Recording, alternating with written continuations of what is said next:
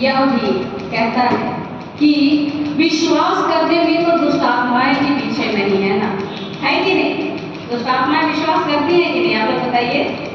करती हैं। वो क्या विश्वास करती हैं? कि प्रभु यीशु परमेश्वर का पुत्र है। लेकिन कथनी और करनी में बहुत फर्क होता है। वे यद्यपि वह विश्वास करती है, लेकिन वे उसके अनुसार काम नहीं करती है।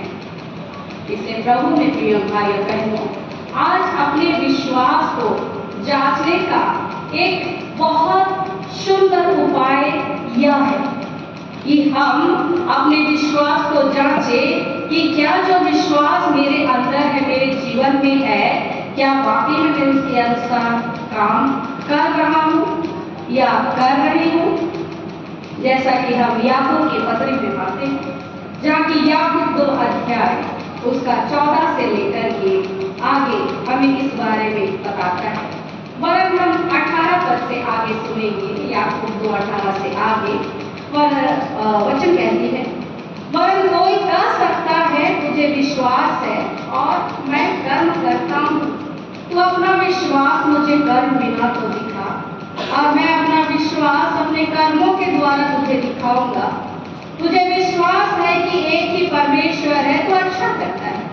दुष्ट आत्मा भी विश्वास रखते हैं और थरथराते हैं।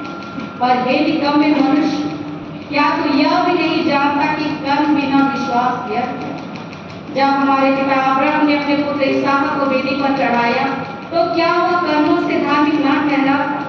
अतः तूने देख लिया कि विश्वास ने उसके कामों के साथ मिलकर प्रभाव डाला है और कर्मों से विश्वास सिद्ध हुआ है। इसलिए प्रभु में प्रियो, आज जो विश्वास के बारे में हम बात कर सकते हैं, सब कुछ हो सकता है, उसको मैं सेकेंडरी या दूसरा स्थान में दूंगी, लेकिन पहला स्थान में आता है विश्वास। आज हर एक विश्वास की जांच होनी आवश्यक है, क्योंकि अगर यह विश्वास हमारा होगा तो आसानी से हम इसे जाने नहीं देंगे। आज हमारे बीच में विभिन्न प्रकार से पाप, विभिन्न प्रकार से दोष, विभिन्न प्रकार से गुनाह होते हैं। किस लिए? क्योंकि यह विश्वास कहीं ना कहीं आज हमारा नहीं होता है, हम दूसरे के विश्वास पर आधारित और आश्रित रहते हैं। तो प्रभु में प्रियो, आज आवश्यक है कि आप और मैं हम अपने विश्वास को परखेंगे और जानेंगे कि जो विश्वास आज तक मैंने किया है वह विश्वास किसका है। वह जो विश्वास आज तक मैंने संजो करके रखा है, वह किसका विश्वास मैंने संजो करके रखा है। अगर हम किसी को कहेंगे कि ठीक है, साधारण तौर पर अगर हम किसी यूं ही ऐसे किसी मनुष्य को कहेंगे कि तू तो क्रिस्तान है भाई, तुम तो क्रिस्तान हो, बाहर जाओ एक राउंड कब्रिस्तान का मार करके आओ, कोई जाएगा? बहुत कम लोग जाएंगे, जो कि वाकई में हम ये कह सकते हैं कि ब्रेव है, साहसी है, वे लोग जा सकते हैं। लेकिन अधिक लोग ना कहेंगे, क्योंकि वह जो विश्वास है ईश्वर पर, हमने एक तो अपने बाप दादों का विश्वास अपने पास ले रखा है, और दूसरी बात है वह विश्वास हमने ज्यादातर शैतान को दे दिया है। परमेश्वर की उपस्थिति पर कम विश्वास किया है, लेकिन दुष्ट आत्मा की उपस्थिति पर हम ज्यादा विश्वास करने लगे। इसलिए आवश्यक है कि विश्वास करने से पहले आवश्यक है कि हमें अपने विश्वास की जांच पड़ताल करनी होगी, और जब हम इस विश्वास की जांच पड़ताल करने के बाद में हम वाकई में इस विश्वास में अधिक से अधिक खरा उतरते चले जाएंगे, तो यह विश्वास कैसे कार्यकारी होगा। आप और मैं अब तक क्या समझते हैं कि विश्वास क्या कर सकता है? हम अधिकतर समय में इस विश्वास से यही आशा रखते हैं कि मुझे क्या मिलेगा, मुझे चंगाई मिलेगा। जब मैं विश्वास करूंगा या करूंगी तो मुझे चंगाई मिलेगा, और अधिक से अधिक हम मनुष्य होकर के शारीरिक चंगाई पर निर्भरशील होते हैं। जैसा कि यहूदी लोग हरदम क्या करते हैं कि अगर तो परमेश्वर का पुत्र है तो हमें चिन्ह दिखा। प्रभु में प्रियो, शारीरिक चंगाई या शारीरिक रूप से कोई भी चमत्कार हम ईश्वर से आशा करते हैं, लेकिन यह विश्वास क्या सबसे पहले शारीरिक चंगाई है? इस विश्वास के बारे में आज ये हम जानते हैं। अगर रोमी 10 उसका 10 पद हम लोग देखते हैं तो वचन क्या कहता है? रोमी 10:10 में, क्योंकि धार्मिकता के लिए मन से विश्वास किया जाता है और उद्धार के लिए मुंह से अंगीकार किया जाता है। तो यह जो विश्वास है वो सबसे पहले हमें धार्मिकता देती है। प्रभु में प्रियो, सबसे पहले वह हमें धार्मिकता देती है। यह जो विश्वास है सबसे पहले, मैं फिर से बोलना चाहूंगी, हमें धार्मिकता देती है। उदाहरण के तौर पर हम लोग देखेंगे, अगर कोई मनुष्य घाव हो गया, किसी को कहीं गिर गया, चोट लग गया, तो डॉक्टर सबसे पहले उसमें क्या दवाई लगा देते हैं कि डायरेक्ट? नहीं, उसे क्या करते हैं? साफ करते हैं। ठीक है, सबसे पहले उस घाव को साफ किया जाता है डेटॉल से या स्पिरिट से या कोई ऐसी वस्तु से जिससे कि वहां के जीवाणु या कीटाणु मर जाए और उसे साफ सुथरा किया जाता है। तो क्या परमेश्वर ऐसे ही चंगाई दे देते हैं? यीशु मसीह के नाम से ऐसे ही चंगाई दे देते हैं? नहीं, वो सबसे पहले हमें शुद्ध करते हैं, क्योंकि जिस क्षण हम विश्वास में परिपूर्ण हो जाते हैं उसी समय प्रभु हमें धार्मिकता देता है। वो धार्मिकता हृदय में तब आती है जब यह हृदय से पाप निकल जाते हैं, और यह एक ऑटोमेटिक कार्य है। मैं कहना चाहूंगी यह अपने आप ही होता है। जिस समय, जिस क्षण मनुष्य विश्वास करता है, अपना विश्वास कमाता है प्रभु यीशु मसीह पर, उसी क्षण में उसके जो पाप होते हैं वो क्रूस पे, प्रभु के क्रूस में मर जाते हैं। वह पाप के लिए मर जाता है और उसी क्षण उसका हृदय धुल जाता है, धार्मिकता आती है, उसके बाद वह चंगाई प्राप्त करता है। इसीलिए प्रभु यीशु ने बार बार उन हर व्यक्तियों से कहा, क्या तू विश्वास करता है? बार बार यीशु मसीह ने चंगाई पाने वाले से यही बात को कही कि क्या तू विश्वास करता है? और हाँ, उन लोगों ने यीशु मसीह पर विश्वास किया। प्रभु ने किया। इसीलिए आज विश्वास केवल एक शब्द नहीं कि विश्वास से केवल मैं चंगाई पा जाऊं, विश्वास इतना तक सीमित नहीं है, लेकिन यह विश्वास हमें बहुत स्थान पर, बहुत रूप से वो हमें प्रभावित करती है, हमारे जीवन को प्रभावित करती है। इसलिए आज आवश्यक है कि जिस धन को मैंने कमाया, विश्वास के रूप में जिस धन को मैंने कमाया, हम तो सांसारिक रूप से जिस धन को कमाते हैं उसे बैंक में डाल देते हैं। हम सांसारिक रूप से जिस घर को बनाते हैं हम उसका इंश्योरेंस करा लेते हैं। जो भी धन हमारे पास होती है हम तो उसे बचा करके रखते हैं। तो ये विश्वास को हम कैसे बचाएं? प्रभु में प्रियो, यह विश्वास को हम कैसे बचाएं? प्रभु यीशु मसीह ने उस हर एक मनुष्य को कहा जिसे उसने चंगाई दिया, उसने कहा कि दोबारा पाप मत करना, दोबारा पाप मत करना। और जिस व्यक्ति ने अपने विश्वास को कमाया है, जरूर करके वह सतर्क रहना आवश्यक है कि उसे दोबारा पाप में नहीं गिरना है, चाहे वो कोई भी प्रकार के पाप क्यों ना हो। क्योंकि प्रभु में प्रियो, शैतान, मैं हमेशा से यह बात कहती हूँ कि सबसे पहले शैतान हमारे और आपके विश्वास को छीनने का प्रयास करता है, और वो हमारे साथ क्या करता है? माइंड गेम खेलता है। माइंड गेम एक इंग्लिश में सुनने में बहुत अच्छा लगता है, माइंड गेम ना, दिमाग का खेल शैतान हमसे खेलता है। हम सोचते हैं कि शैतान ने तो मेरे जीवन में मुझे बीमारी दे दिया, शैतान ने तो इस प्रकार से मेरे शरीर को प्रभाव डाला, लेकिन शरीर को प्रभाव का कितना डालता है वो उतना तक तो मैं नहीं कह सकती हूँ, लेकिन दिमाग पर शैतान बहुत प्रभाव डालता है।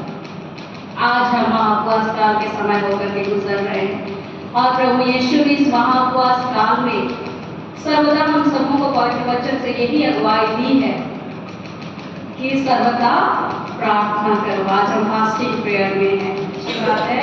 आज हम फास्टिंग प्रेयर या उपवास प्रार्थना में हम चले आए, और यह उपवास प्रार्थना आज किस लिए है? जरूर करके आज यह उपवास प्रार्थना किस लिए है? यह विश्वास किस लिए है? उसके लिए मैं एक वचन पढ़ना चाहूंगी जो कि जकरिया नबी से हमें मिलता है। जकरिया 7 उसका 4 से लेकर के 10 तक वचन कहता है, आइए हम सुनेंगे। तब सेनाओं के यहोवा का यह वचन मेरे पास पहुंचा, सब साधारण लोगों से और याजकों से कहा कि जब तुम इस 70 वर्षों के बीच 5वें और 7वें महीनों में उपवास और विलाप करते थे, तब क्या तुम अपने ही लिए उपवास करते थे? जब तुम खाते पीते हो तो क्या तुम अपने ही लिए नहीं खाते और क्या अपने ही लिए नहीं पीते हो? क्या यह वही वचन नहीं है जो यहोवा पूर्व काल के भविष्यवक्ताओं के द्वारा उस समय पुकार कर कहता रहा, जब यरूशलेम अपने चारों ओर के नगरों समेत चैन से बसा हुआ था और दक्षिण देश और नीचे का देश भी बसा हुआ था? फिर यहोवा का यह वचन जकरिया के पास पहुंचा, सेनाओं के यहोवा ने यो कहा है, खराई से न्याय चुकाना और एक दूसरे के साथ कृपा और दया से काम करना, ना तो विधवा पर अंधेर करना, ना अनाथों पर, ना परदेशी पर और ना दीन जन पर, और ना अपने अपने मन में एक दूसरे की हानि की कल्पना करना। प्रभु में प्रियो, यह है उपवास, यह है विश्वास का इबादत। जकरिया 7 का 4 से 10 में हमें पवित्र वचन में मिलता है। यहाँ पर इस्राएली जब बंधुआई में थे तो वे लोग क्या कर रहे थे? जकरिया नबी के पास आकर के सवाल कर रहे हैं कि जकरिया हमें बताओ, हम परमेश्वर को कैसे खुश रख सकते हैं? इतने समय तो हम उपवास करते आए हैं, अब हम कैसा उपवास करें कि परमेश्वर हमें यहाँ से उद्धार दे, हमें बचा ले? परमेश्वर क्या हुआ जकरिया के द्वारा में यह संदेश भेजते हो, कहते हैं, क्या तुम 70 वर्षों में तुम उपवास करते थे? क्या तुम अपने ही लिए उपवास नहीं करते? क्या तुम खाते पीते हो? क्या तुम अपने ही लिए नहीं खाते पीते? हाल ही में मैं इस संदर्भ में भाई बहनों को बता रही थी कि आज जो हम पर्व मनाते हैं, चाहे क्रिसमस का पर्व, चाहे हम जो पर्व मनाते हैं 40 दिन के उपवास की बातें, चाहे हम जो अपने जीवन में जीवते के पर्व को मनाते हैं, जितने भी हम पर्व मनाते हैं, क्या हम कह सकते हैं कि केवल यीशु में आनंदित होने के लिए इस पर्व को मनाएं? क्योंकि जब हमारे व्यवहार को हम देखते हैं तो यह बहुत अलग सा दिखाई देता है। हम घर के कामों में उलझ जाते हैं, हम लोगों की सेवा करने में उलझ जाते हैं और हम इन पर्वों को केवल मनुष्यों के लिए या खुद के लिए मनाने के लिए हम उसे अपने जीवन में हम देखने के लिए करते हैं। प्रभु देते हैं, लेकिन प्रभु ने कहा कि अगर तुम उपवास रखते हो तो आवश्यक यह है कि उसके साथ तुम्हारा काम भी मैचिंग होना चाहिए, तभी जाकर के यह उपवास नहीं महाउपवास का चलेगा। आज हमारे बीच में 40 दिन दिया गया है विश्वास के साथ उपवास प्रार्थना। मैं इस बात का खंडन नहीं करती कि हम खाली पेट ना रहें, भोजन ना करें। अच्छी बात है, खाली पेट रह करके हम उस अन्न को त्यागते हैं और हम उपवास प्रार्थना करते हैं। लेकिन इसके साथ वचन और एक विषय को जोड़ देता है कि इस उपवास के समय में आवश्यक है कि हम हृदय का उपवास करें। हृदय का उपवास कैसे करेंगे? या हृदय क्या मांगता है? या हृदय मांगता है हाँ फलाना तो अगर ना सुन ले तो ना आदमी कर बेटी ऐसे ना, फलाना कर बेटा ऐसे ना, वो आदमी ऐसे नहीं, ये महिला ऐसे नहीं। हमारा हृदय क्या मांगता है? वो ना ऐसा किया, ठीक नहीं किया, हमको बहुत गुस्सा लग रहा है। यह हृदय क्या मांगता है? मैं देखो देखो लेके लगूंगी, ऐसे काम कर लेंगे ना। तो हम ऐसी बातों को यद्यपि 40 दिन के उपवास में रखते हैं, हम अपने हृदय में स्थान देते हैं, कड़वाहटों को हम अपने हृदय में स्थान देते हैं। प्रभु कहता है अगर तुम उपवास करो तो विधवाओं का न्याय करो, तुम एक दूसरे की हानि की कल्पना ना करो। क्या हम इस 40 दिन में जो फास्टिंग या उपवास कर रहे हैं, हम क्रोध ना करने का उपवास रखे हैं? ये 40 दिन में जो हमने उपवास किया है, क्या हम एक दूसरे से झगड़ा ना करने का किए हैं? क्या यह 40 दिन का या हर समय का जो उपवास रहा है, क्या इस 40 दिन में हम क्रोधित ना होने का उपवास किए हैं? या इस 40 दिन में अगर मेरे पड़ोस किसी के साथ आज तक मेरा बैर है तो उस बैर को साइड कर देने का उपवास क्या हमने किया है? प्रभु यीशु हमसे क्या चाहते हैं? प्रभु में प्रियो, केवल अन्न छोड़ने का उपवास वो नहीं चाहते, वो चाहते हैं प्रार्थना के साथ अपने व्यवहार का भी उपवास करना आवश्यक है, क्योंकि अगर हम उस तरह का उपवास नहीं करते तो यह केवल उपवास तक सीमित रहेगा, महाउपवास का नहीं बन पाएगा।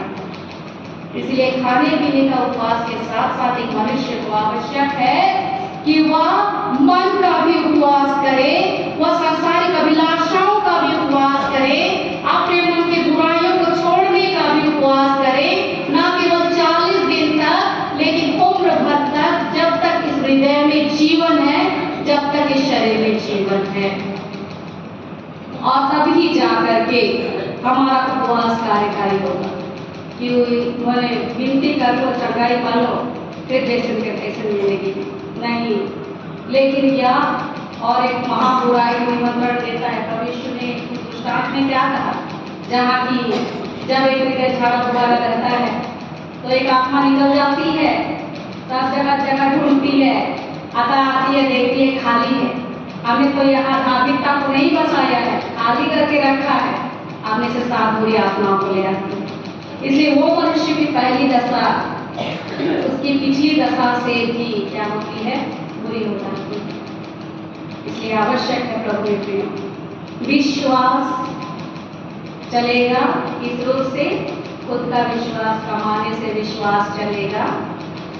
अगर हमेशा विश्वास करेंगे तो वाकई में हम जो कुछ भी परमेश्वर से मांगेंगे यीशु मसीह के नाम से वह हमें देगा। वचन यूं ही नहीं है, हम कहते हैं कि देखा यीशु नाम से प्रार्थना वाला करो नहीं हो।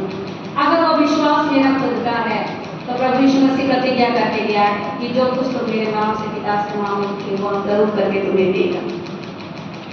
अगर हम पश्चाताप करते हैं तो उस पश्चाताप में जरूर करके उपवास करें। अगर हम उपवास करते हैं तो जरूर करके हृदय का उपवास करें, जैसा कि प्रभु के प्रिय भाइयों बहनों और पवित्र वचनों में पाते हैं।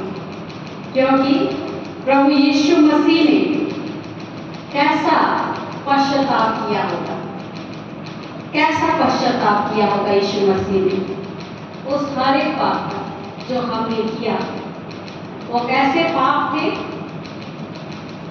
हत्या के पाप रहेंगे, क्रोध के पाप रहेंगे, जलन के पाप रहेंगे, व्यभिचार के पाप रहेंगे, उससे भी और घिनौने पाप जो कि शायद बोलने में भी मुझे दिक्कत होगी। ऐसे ऐसे पाप भी संसार में हैं और उसे अपने ऊपर उसने ले लिया। यीशु मसीह ने जब पश्चाताप किया तो वचन बताती है कि उसका रूप और बिगड़ा हुआ, बहुत कहने से बहुत बिगड़ा हुआ। यशायाह इसके बारे में बहुत सुंदर रूप से बखान करता है। यशायाह क्या बताता है? यशायाह 53 में हम देखते हैं और वचन यशायाह 2 का आखिरी अंश से हमें क्या बताता है? वचन कहता है कि उसकी ना तो कुछ सुंदरता थी कि हम उसको देखते और ना उसका रूप कि हमें ऐसा दिखाई पड़ा कि हम उसको चाहते। वह तुझ जाना जाता मनुष्यों का त्यागा हुआ था, वह दुखी पुरुष था, लोग से उसकी जान पहचान थी और लोग उससे मुख फेर देते थे। वह तुझ जाना गया और हमने उसका मूल्य ना जाना। वाकई में प्रभु यीशु मसीह इस तरह के पापों को धोया हुआ चला जाता है। कैसा लगता होगा दूसरा के पापों को धोने के लिए? क्या आप और मैं महसूस कर सकते हैं? जरूर करके कभी ना कभी कोई ना कोई मनुष्य तो महसूस किया होगा। उदाहरण चलिए मैं आपको एक उदाहरण देना चाहूंगी। सोच लीजिए एक युवा युवती है, ठीक है, वे दोनों साथ में घूम रहे हैं। जब कोई मनुष्य में देखता है तो कहता है ये ईमान तो बुलंद है, ये लोग तो घूम रहे हैं, ये लोग विचार कर रहे हैं। लेकिन वे युवा युवती एक दूसरे के साथ भाई बहन का संपर्क बनाए हुए बहुत प्रेम से रहते हैं। लेकिन उन पर कहा जाता कि ये लोग तो व्यभिचारी। वे चीख चीख कर कह रहे हैं कि हमने व्यभिचार नहीं किया, लेकिन हम पर गलत दोष लगाया जा रहा है और पूरा समाज उनका विरोधी हो जाता है। कई बार ऐसी परिस्थितियां यहाँ तक आ पहुंचती कि वे आत्महत्या कर लेते, क्योंकि वह जो दोष का बोझ है बहुत भयानक, निर्दोष होते हुए भी उस दोष का बोझ को उन्होंने लिया।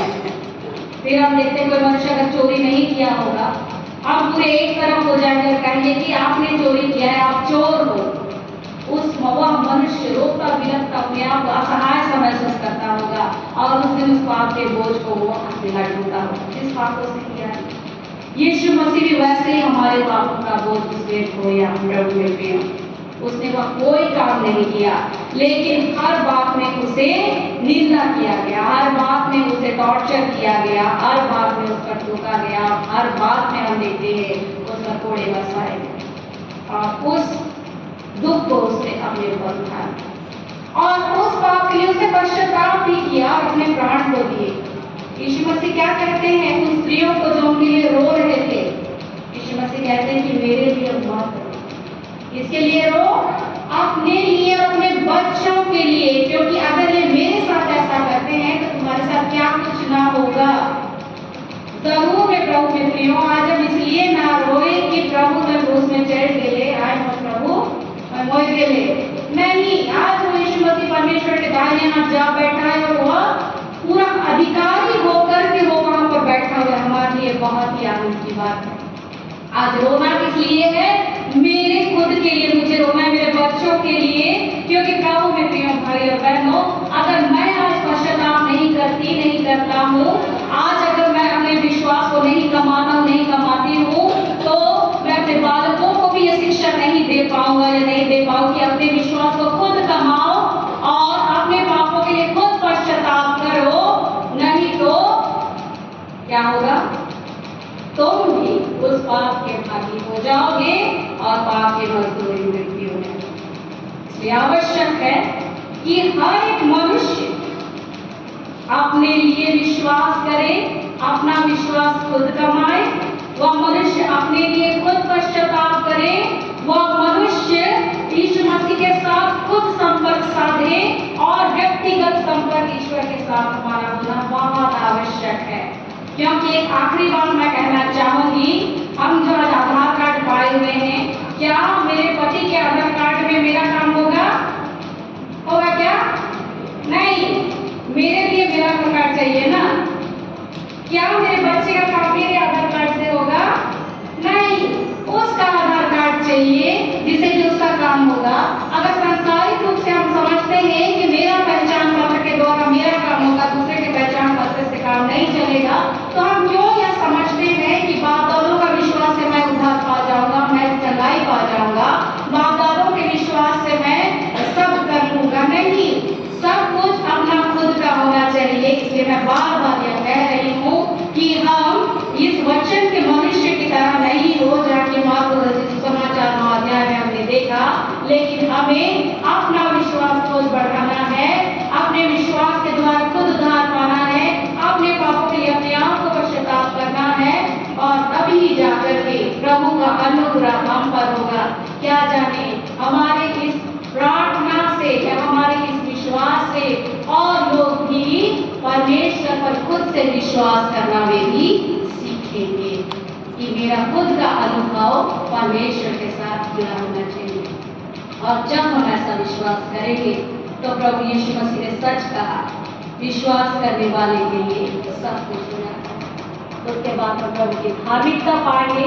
अगर आज आप आशा किए हुए आए हैं प्रभु की चंगाई पाने के लिए, जरूर आप चंगाई पाएंगे। अगर आप आशा करते हैं अपने परिवार के हर एक प्रकार की समस्याएं दूर होंगे, तो जरूर करके अपने विश्वास से यह समस्याएं दूर होंगी। अगर आप चाहते हैं कि एक व्यक्ति सुधर जाए, तो ऐसा विश्वास करें तो वाकई में वह व्यक्ति सुधर जाएगा। इसलिए आइए इसी प्रकार के विश्वास रखने वाली मंडली को विश्वास की मंडली कहा जाता है। इसी प्रकार के विश्वास रखने वाली कलीसिया को विश्वास की कलीसिया कहा जाता है। क्या आज हम ऐसा विश्वास में आगे बढ़ेंगे? क्या? आशा करती हूँ कि हम ऐसे विश्वास से आगे बढ़ेंगे और हम व्यक्तिगत रूप से प्रभु यीशु मसीह के साथ जुड़े रहेंगे, उसके वचनों के द्वारा से, उसके गीतों के द्वारा से और उसके प्रेम के द्वारा से। तो ऐसा विश्वास में बने रहने के लिए हमेशा हमें को अधिकारी से अगुवाई और सहायता। आमीन। आइए